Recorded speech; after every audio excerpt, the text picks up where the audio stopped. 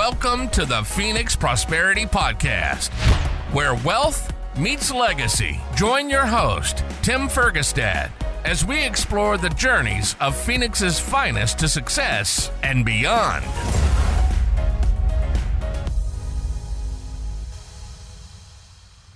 All right. Hello, this is Tim Fergestad. Thank you for joining us. I'm very pleased to have Therese Skelly with me here today.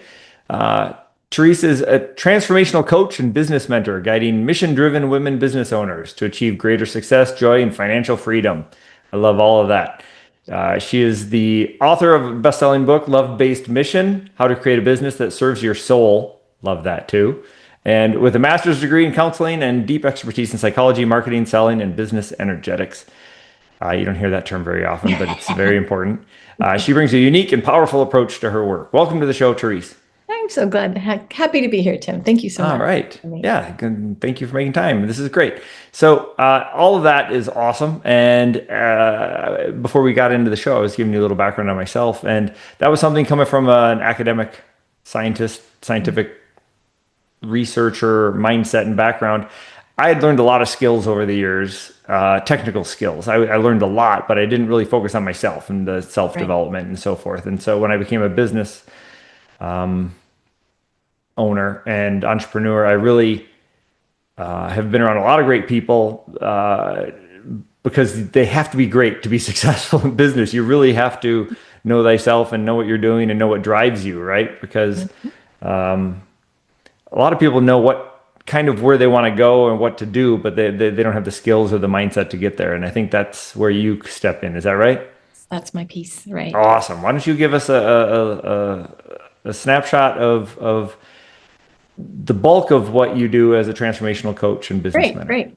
So it's funny because I was a therapist for 20 years. So I have that background. And then in 2001, that makes me very old. I have a lot of experience. 2001, I went to life coaching school. And when I came out, then I moved into business coaching. And Tim, back in those days, there was no talk of mindset or energy or goddess or source or God. Like it was really hardcore, just marketing, but like it was, you couldn't reveal any of those other things. So it took a lot of years of like vulnerability was bad. 100%. Yeah. You would like, it was a whole different game 20 years ago. And now what I love, because like in the olden days, nobody would say, wow, I just had a terrible launch and let me deconstruct that for you. Or, wow, you know what, my income's down and here's what the lessons I've learned. You couldn't be that way because it was kind of like, it was a very different world. And so it reminds me, it reminds me of in World War II, one of the reasons why, particularly in the Pacific, the Japanese struggled as things went on because they would never own and want to change systems. It was like, oh, I screwed up. And they would like, okay, I'm going to go kill myself. And then whereas like the US would like, our torpedoes didn't work. Like, why not? And they'd go troubleshoot it. And they talk about it. Right. It's that sort of feedback is critical. Right. Absolutely. Well, about 10 years ago, I was in a pretty high-end mastermind. It's called Glazer Kennedy, like famous marketing dudes. And I was like talking about intuition. I use intuition. I'm super intuitive. And the dudes in the room were like, we don't like that Yawn. word. I can't say that word. And I'm like, but my market likes the word. So what I do now is because I have the business, I know how to help. I work with small business owners, very often like service-based business owners, right? I don't work with corporations. I'm a rule breaker. I would not play very well there. So I work with solo business owners or people that have their own thing. And here's the maddening part. Most people don't wake up on Thursday and go, today's the day I'm going to sabotage the whole thing. I think I'll tank my sale. Said nobody ever. But suddenly they're like, what's going on? Why am I, or I would give somebody a beautifully crafted marketing strategy. Here's a plan, and they'd come back 3 weeks later, like, and I'm like, what? Or I work with a lot of women who I'd say, let's get you out there. You need to be more visible. And they have blocks around using their voice, showing up fully, authentically, claiming, you got to work with me. I'm darn good. Like so there's enough to know strategy. So when I say strategy is about 10%, because it's not really hard. Marketing is you get in front of people, know, like, trust, and then you say, hey, I could help you with this problem. It's not that complicated. It's not that complicated. But what happens is it's the subconscious stuff. It's the fears. It's well, it didn't work last time. It probably won't work this. It's all that. That's what I call the business energetics, right? Marketing, limiting beliefs sales, and sabotage. It's all of it, right? And so when I work with people, I'm very fast. I can like diagnose what's going on, and then we can get them into, oh, now you can use a strategy that instead of like banging your head or trying other stupid things that are not going to fix anything. There's, because we like, oh, I'll just do more of that. Like we talked about, try more, and it doesn't work. So that's my piece of the equation. So I work with people in their businesses, but I work on themselves at the same time, right? They kind of like grow you to grow your business. That's how we'd say it. Okay. I like to think about physical stuff like sports or other stuff. I like to say like everybody knows how to run a marathon. It doesn't mean everybody can do it, right? Exactly. Another thing I think of, Tim, and you have had to grow yourself into an entrepreneur because you were a scientist, as you said earlier, a nerd. You were a nerd. Mm-hmm. I still am. You still are. But you've added some other layers. So here's what I know. Very often it's not like what you're doing. It's literally you have to shift your identity. Mm-hmm. Right. And so you can be doing all the tactical things, but if you are afraid to bother people to ask for business, or afraid, like we talked earlier, or for many women, like to just step up and say, these are my rates, or no, I get a seat at the table, like, or if you want to jump from 50,000 to 200,000, the mindset that got you here is not going to take you here. You literally have to have an identity of a higher earner. And that's where people break down. It's like they're still thinking from the old system that gets them this level, but they don't have the new one. Right. So that's another thing. So it's if you're listening and you're stuck, just go, who am I being? Like, am I being the guy that's holding a $2 million company? Am I being the woman that successfully closes all these deals? Or am I like, is it okay for me to have this? Like, will it fit?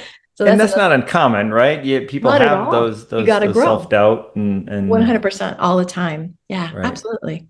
But but it's a process, and it doesn't happen overnight. You have to become that person, right? Who that's what's the good example I like that is the lottery winners. Exactly. Right? They're losing their money the next year because they don't have the identity. They don't have the capacity to hold that level. Yeah. Right. Well, I think, the message is, if I were to say, and I don't know you at all, but a lot of people on the entrepreneurial journey, they've made mistakes, they've lost their money. It's not an easy, like little escalator ride up. Like you hit stuff, right? Yeah. And so what most people think is, oh, I'll start a business, I'll get an LLC, I'll get all my paperwork, I'll get a license, and it's like, don't forget the personal growth stuff, because it will get you, like it. Right. And people don't want to do it, right? Or they're surprised, like, wow, why am I insecure? Wait, what? I've never done this. Yeah. Yeah. It's, I have a couple friends who say that their success has been about at least 90% mindset. I totally say that. I had a friend who had an MBA, worked in corporate, very successful. And then she started her own business, and she's thinking, I have an MBA. This has to transfer to small business. It kicked her in the head because she's like, oh, now I'm selling me. Wait, what? Now I have to market me. Oh God. Right. So even though you have the degrees and you were successful here, sometimes when I say you're up for sale, if there's 10 other investors or 10 other people helping my assets, why pick you, right? And if you're not able to stand there and really articulate that, it's a thing. And sometimes it's a messaging, and oftentimes it's the inner stuff. Okay. Yes. That's all stuff I didn't appreciate before. That's been very important for my success. And failing has been important for my success as well. And that's part of it, right. Yeah. Yep. Okay. So those are some of the misconceptions I'm sure associated with being a business owner. and stuff. What are some of the other sort of challenges you run into? And I see you're focused largely on women clients. I'm sure you're not exclusive, or are you exclusive? Well, no, I coach men all the time, but you got to market to a niche. So and women are the ones most likely coming to me, but I kick ass with men. I'm very good because I can hold my own. But so I can do both. But the marketing is just designed for the women. So thank you for that distinction. Okay. Yeah. Can you talk a little bit about your book? I mean, a love-based mission. That was something I recently resonated with me was step back is being able to say no to things, right? There's so many people who talk about this. Warren Buffett, master investor and successful, and Steve Jobs, and a lot of these people talk about the hardest thing is because you get like 20 great ideas or on your desk or whatever, and you're like saying no to a bunch 20 good ideas is really hard. Right. And it helps to know your mission, right? If you know that, then it's a lot easier to say no to all that stuff. And so I mean, of course, you don't want to miss a better option and be able to pivot when something comes up. So that's a different, delicate balance, and that I've struggled with over the past, 10 years. Well, and sometimes, maybe you felt this or seen it. People get swept away and like, oh, that'd be a great idea. Yeah, somebody said I should do that, right? And we get seduced. And so it really is for me, the body is everything, because our brains are going to be like, shiny object, that'd be fun. Wow. Right. But I often go to, what's your capacity? Okay. Let's say you're a mom, do you really want to be grinding? Or do you really want to be working 12-hour days if you got kids? Probably not. Right. So you have to factor in, does it fit with my lifestyle and my goals? I mean, there's a time for grinding maybe, but it's like, you can't get swept into, oh, that's what they did, it's working for them. Like, but what works for me? What's your capacity? What's your energy level? Those are important. The book is interesting. I wrote it a number of years ago, and it's written for the woman who basically, like, there's a lot of women that have gotten their identities from being helpers, right? Moms, service workers, teachers. Like, it's like we're good at helping other people, but inside you, there's this message that God gives you, or however you frame that. It's like, this is what you're supposed to do, but you're so busy sometimes, like being in your small self, right? So the women I work with, it's just like, you can be bigger, you can have a bigger audience. Like I was just a therapist. I was part-time. I had a couple kids. I never saw myself having a 6-figure business, being on stages, having the reach, because I was like, but this is my life. I have little kids and I'm taking, you know what I mean? And so, so there's this like, wait, what? There's more. I could reach more people. I could have more impact. I didn't know anybody that made 6 figures 25 years ago. Right. And so there's that. And then but what's in the way? And it's what women have problems saying no. Women are caretakers. Women don't believe in themselves, or so it kind of goes into a lot of what prevents you from just I say being soul aligned. Like, my soul wants to do this. So it's kind of what I talked about earlier. Very easy to read, and like lots of in-depth kind of mindset and energy psychology stuff there. Sure. And I'm sure, I mean, there's different cycles or seasons maybe for people that you have kids and you want to, this is just maybe my own relationship, but also other people's I know. In this day and age, a lot of women and spouses have their career and they worked hard for it, and then they have a family, and then they mentally, they're like, oh no, I want my career, I wanted this, but their heart is like, I'm a caregiver, I have little kids at home, and they're not aligned anymore with their lives, they're conflicted, and it causes mommy guilt and all sorts of things. 100%. I've lived that one. Yeah, absolutely. So do you have any insights into that, the psychology behind balancing? Well, that's another phrase too that I recently learned, is the difference between balance and order in a marriage and in a life and relationship. I don't think you're going to get 8 hours of work, 8 hours of home. It's not. So we have to succumb that there isn't balance, and we can't strive for balance. Because sometimes it'll be like, geesh, deadlines, I got to work hard. And then it's like, so it comes down to identities. Like when I had my kids, I was like really, really wanted to be mom. And I was very much my identity is being this great mom. But then I'm like, but I was a really good therapist and I love, and I feel like, if I was with the kids, I was like missing my work. And if I was with my work, I'm like, oh, I suck as a mom. So you just understand that you're just doing the best you can. And dads too, right? You're like, we're just doing the best we can. So one of my main tenets is gentleness, just gentleness. That's it. Okay. With yourself. No, we have standards. We have this, I should be able to, no, you shouldn't. No. And what I came to, this is how I reconciled it in my head for any moms out there. My kids were born to me. I didn't choose to be a stay-at-home mom. They knew at a soul level that I had a career. And if I was unhappy, so if I would have said, oh, I should stay at home, I wouldn't have been filled.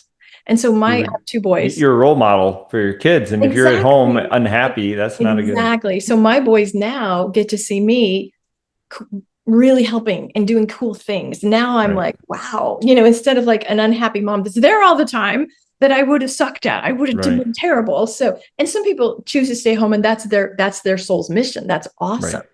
But it's the conflict. So you just call it like, this is a tough one. I'm not going to win this one. I got to be just gentle, just accepting whatever. And maybe in 3 more years, I'll have different choices, right? Kids grow older, things change. Yeah. Right. I like that. I like your term there. Gentle. That's a good one. Yeah. Yeah. Because we beat ourselves up. We think like if we just like whipping the heck out of ourselves, like we're not in boot camp. We don't need drill instructors telling us we're weak and lazy. Like that's just silly. Right. And that doesn't change behaviors. Yeah. Right. Okay. Yeah. Good stuff. So, creating a business that serves your soul.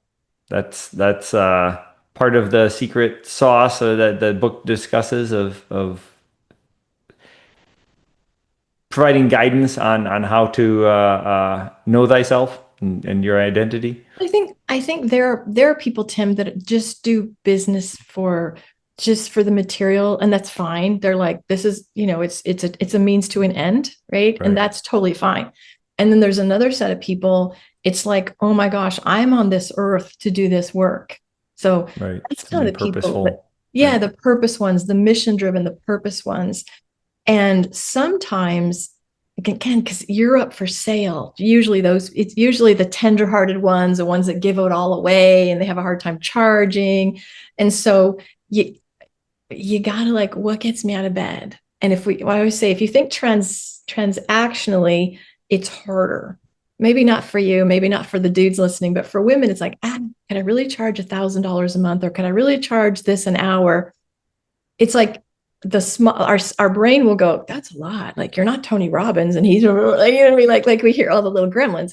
When you think the transformation, okay, if I work with them for 5 months and I charge them only $5,000, what are they going to get? Like and it's an ROI. So if you pay me this, you get this. So if you focus on, wow, I can get you that transformation. And then you become committed to, if you don't hire me or fix this, it's not going to be great. So one of the things I teach my clients is, what will they get with you? And then what will they avoid? And I'll give you a story. I was working with a woman. She was going to hire me to be a mindset coach for her. Right. And so she was new in business and she didn't hire me. And then she came to a retreat a few years later. And I was talking about what I call the gremlins, the little voices that are like, oh, it's not going to work. You can't, we just get stuck with the mindset.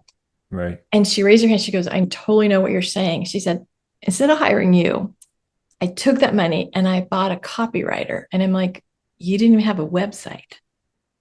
Like, but so what I mean by that is there's a time for a copywriter, but she made an investment. She spent all her coaching money on something that wasn't even relevant. It was like, it was such a bad investment. So what I'm aware of, and the same thing with you, like you can either invest your money with me and it'll go here, or you'll make, and I don't mean to say stupid investments, or sometimes desperate investments, or you'll make decisions that you're like, so they're not think about what they're going to avoid if they don't get your services. And you don't have to pound them on the head with it. You're not going to be that. But if you understand that, like, oof, I need to save you from that because that's costly. Or in my case, they'll avoid really bringing the money they wanted. They'll avoid helping the people they could help. They'll avoid being positioned as a leader or expert, right? It could take them 5 extra years. If you work with me, boom, it's faster.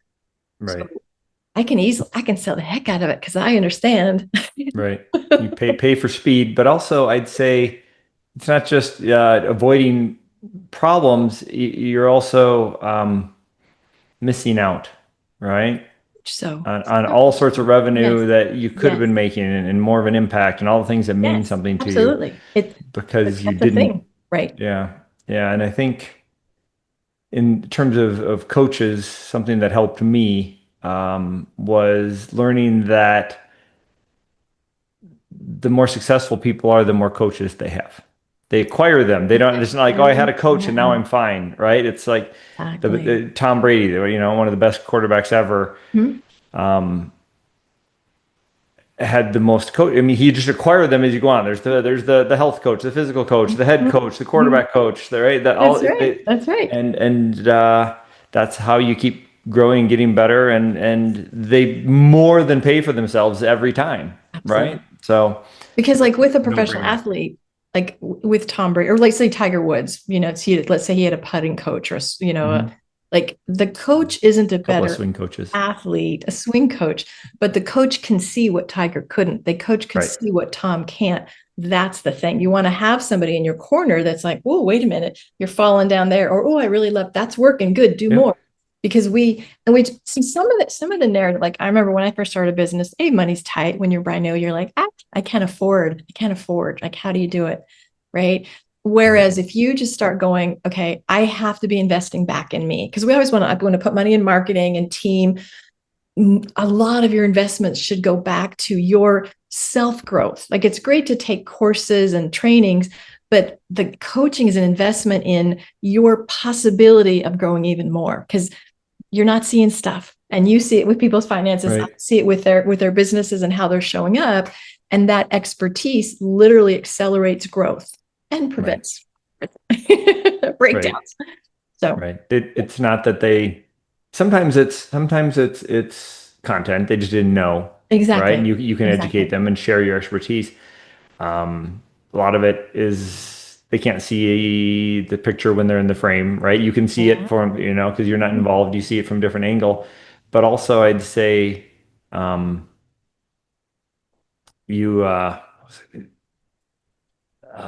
spacing it now. I lost it. It was a good one too.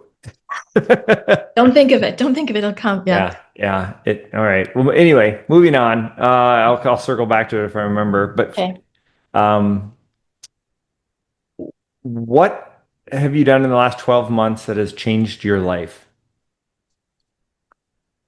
I just started asking this question. I really like it. Oh my gosh. A business or personal? Either. Yeah. I'll tell you a personal one. This is kind of wild. I just started. I really work hard on health. I study health and the health influencers and the biohackers. Okay. I want to maximize, right? So I eat clean, exercise. So I just started applying nicotine patches, because low dose nicotine. Is this largely to optimize your health for performance and energy and how you feel? All of it. Yes. Okay. All of it. Great. Some people do it for bodybuilding or weight loss, or longevity. They want to live to be 200 and things now, but right. Good old Dave Asprey, 180. Right? I'm not going for 180, but no, because I just am aware of, like, I started researching low dose pure nicotine, not cigarettes, not vapes, pouches, gum, and very low dose nicotine is neuroprotective. It helps with pain. It helps with cognition. There's tons of research on it. It's not addictive, low dose nicotine, because it's not the additives that blow up your lungs, right? And so I actually just started that. Inflammatory chemicals. Exactly. And so I'm like, oh my gosh, I'm way more productive. Like, what? It's shocking. I tried it because I had knee pain. I had an injury.